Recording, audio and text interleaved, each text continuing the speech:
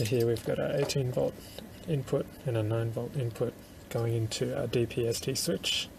That turns both the systems on. The 18 volt powers the function gen, the 9 volt powers the op amp for the current pump.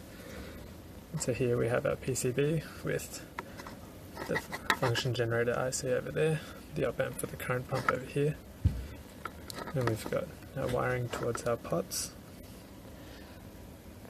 the amplitudes, the frequency, and the DC offset on the side.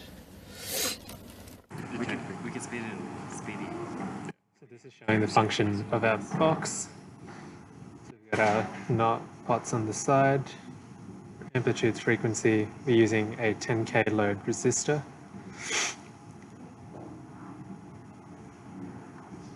Now we're going to change the frequencies. As you can see, you can change it higher.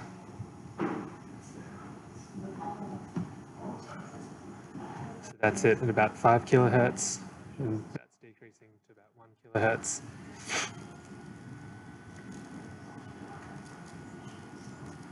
You can also change the amplitude with the second pot.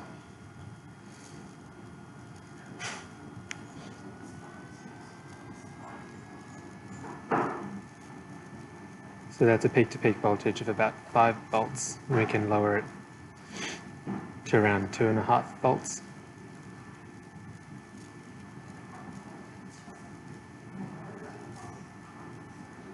By flicking that switch, we change from a sine wave to a triangle wave.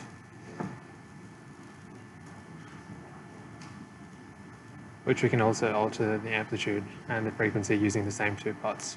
The wires into the salty solution.